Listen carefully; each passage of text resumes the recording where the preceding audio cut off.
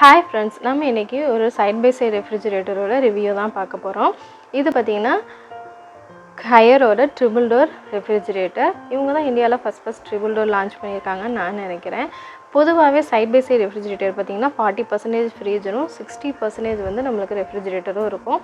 அந்த ஃப்ரீசர் வந்து இந்தியன் கிச்சனுக்கு நம்ம அவ்வளோ ஃப்ரீசர் ஒன்றும் யூஸ் பண்ண போகிறதில்ல. அதனால தான் வந்து இந்த ஃப்ரிட்ஜில் பார்த்திங்கன்னா வெறும் 17% மட்டும்தான் ஃப்ரீசர் இருக்குது. மீதி இருக்கிறது எல்லாமே வந்து ரெஃப்ரிஜரேட்டர் தான். அது வேணும்னா நம்ம ஃப்ரீசரை கன்வெர்ட் பண்ணிக்கலாம். அதனால தான் நான் இந்த ஃப்ரிட்ஜை சூஸ் பண்ணேன். இது 3 கலரில் அவைலபிளாக இருக்குது. எனக்கு வந்து பிளாக் ரொம்ப பிடிச்சிருந்தனால நாங்கள் வந்து பிளாக் கலர் சூஸ் பண்ணோம்.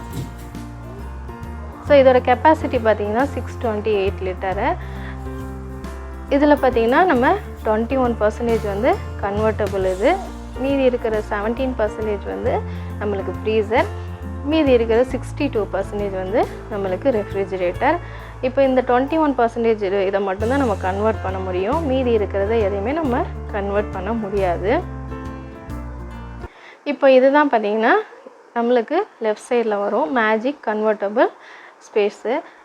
இந்த இதில் பார்த்திங்கன்னா மேஜிக் கூலிங், இதுலேயும் 3 ஷெல்ஃப் இருக்குது, ஒரு ட்ராயர் இருக்குது. இதை மட்டும்தான் நம்ம கன்வெர்ட் பண்ண முடியும். அதாவது நம்மளுக்கு வேணும்னா இதை ஃப்ரீசராக கன்வெர்ட் பண்ணிக்கலாம், இல்லாட்டி நம்ம நார்மல் ரெஃப்ரிஜரேட்டராகவே யூஸ் பண்ணிக்கலாம். இது சின்னதாக இருக்கிறனால நான் இந்த இடத்துல டெய்லி யூசேஜ் என்னென்ன இருக்கோ அதை மட்டும் வச்சுக்கிறேன். ஸோ நம்ம இந்த டோரை மட்டும் ஓப்பன் பண்ணோன்னா போதும், நம்மளுக்கு கரண்ட் பில் கொஞ்சம் கம்மியாகும். அதுக்கப்புறம் பார்த்திங்கன்னா கீழே அதுக்கு கீழேயே நம்ம லெஃப்ட் சைட்லேயே வந்து பார்த்திங்கன்னா ஃப்ரீசர் இருக்குது. இதுலேயும் பார்த்திங்கன்னா நம்ம ஐஸ் க்யூப்ஸ் வைக்கிறதுக்கு இருக்குது. அதுக்கப்புறம் கீழே 2 பெரிய பாக்ஸஸ் இருக்குது. ஸோ நம்ம தாராளமாக ஃப்ரீஸ் பண்ண வேண்டியதெல்லாம் ஃப்ரீஸ் பண்ணலாம். நல்லா பெரிய பெரிய பாக்ஸே இருக்குது. ஏன்னா 628 லிட்டரில் இதில் வந்து ஃப்ரீசர் பார்த்திங்கன்னா 17% வந்து ஃப்ரீசராக இருக்குது. இதை கன்வெர்ட் பண்ண முடியாது. அதுக்கப்புறம் நம்மளுக்கு ரைட் சைடு பார்த்திங்கன்னா ரெஃப்ரிஜரேட்டர்.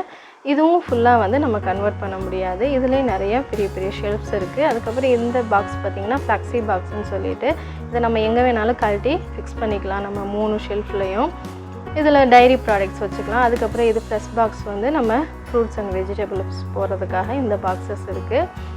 ஸோ நல்லா ஸ்பேஷியஸாக இருக்கும். நம்ம அந்த மேஜிக் ஜோன்லேயே வந்து பார்த்திங்கன்னா பொருள்லாம் வச்சுக்கிட்டோன்னா இந்த பெருசாக ஓப்பன் பண்ணுங்கிறதா இல்லையா, இது ரேராக எதை யூஸ் பண்ணுறோமோ அதை மட்டும் வச்சுக்கலாம்.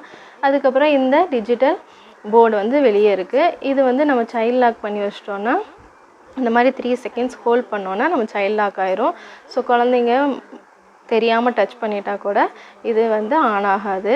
திரும்ப 3 செகண்ட்ஸ் ஹோல்ட் பண்ணிங்கன்னா நம்மளுக்கு சைல்ட் லாக் ஓப்பன் ஆயிரும். இப்போ இதுதான் பார்த்திங்கன்னா மேஜிக் ஜோன். பார்த்திங்கன்னா இதுவும் வந்து 3 செகண்ட்ஸ் லாங் ப்ரெஸ் பண்ணிங்கன்னா உங்களுக்கு மைனஸில் போயிடுச்சு. ஸோ ஃப்ரீசர் இப்போ திரும்ப 3 செகண்ட்ஸ்க்கு அதே லாங் ப்ரெஸ் பண்ணோன்னா நம்மளுக்கு ரெஃப்ரிஜரேட்டராக கன்வெர்ட் ஆயிரும். அதுக்கு மேலே இருக்க பட்டன் பார்த்திங்கன்னா ஃப்ரீசரோடது, அதுக்கு மேலே இருக்கிறது பார்த்திங்கன்னா நம்ம ஃப்ரிட்ஜோடது, அதாவது நம்ம ரைட் சைடு இருக்கிறதோடது. இதுவும் பார்த்திங்கன்னா நம்ம வேணும்னா டெம்பரேச்சர் கம்மி பண்ணிக்கலாம், அதிகமாகவும் வச்சுக்கலாம். இதில் இன்னொன்று ஃபெசிலிட்டி என்னென்னு பார்த்திங்கன்னா இதை ஆஃப் பண்ணி வச்சுக்கலாம். அதாவது இந்த ரைட் சைடு இருக்கிற ஃப்ரிட்ஜை மட்டும் நம்ம ஆஃப் பண்ணி வச்சுக்கலாம். நம்மளுக்கு பொருள் நிறையா இல்லை ஊருக்கு போகிறோம் அப்படின்னா இதை மட்டும் ஆஃப் பண்ணிவிட்டு நம்ம லெஃப்ட் சைடு இருக்கிறத மட்டும் ஆனில் வச்சுக்கலாம்.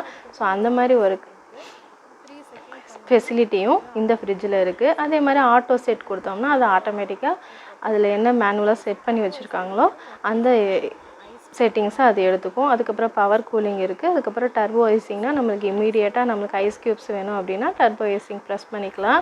ஸோ ரொம்ப கம்ஃபர்டபுளாகவும் கன்வெர்ட்டபுளாகவும் இருக்குது. நான் வந்து இதை 1.5 இயர்ஸாக யூஸ் பண்ணுறேன். ரொம்ப கம்ஃபர்டபுளாக இருக்குது. இதோட பவர் கன்சம்ஷனும் பார்த்திங்கன்னா நம்மளுக்கு டபுள் டோர் ஃப்ரிட்ஜில் வர்றதை விட கொஞ்சம் ஜாஸ்தியாக வருது, ரொம்ப அதிகமாக இல்லை. இந்த ஃப்ரிட்ஜ் பார்த்திங்கன்னா நாங்கள் 1.5 இயர்ஸ்க்கு முன்னாடி பாடி சரவணா ஸ்டோர்ஸில் வாங்கினோம். அப்போ ஆன்லைனில் அவைலபிளாக இல்லை. இப்போ இருக்கா என்னன்னு எனக்கு தெரியல. டெமோக்கும் பார்த்திங்கன்னா ஒரு 2 டேஸ்லேயே வந்துட்டாங்க. ஸோ ரொம்ப ஒன்றும் பிரச்சனையும் இதுவரை எங்களுக்கு எந்த பிரச்சனையும் இல்லை. ஸோ ஃப்ரிட்ஜ் நல்லா தான் இருக்குது. உங்களுக்கு இந்த வீடியோ யூஸ்ஃபுல்லாக இருந்துச்சுன்னா கண்டிப்பாக என் சேனல் சப்ஸ்கிரைப் பண்ணிக்கோங்க. Thank you friends.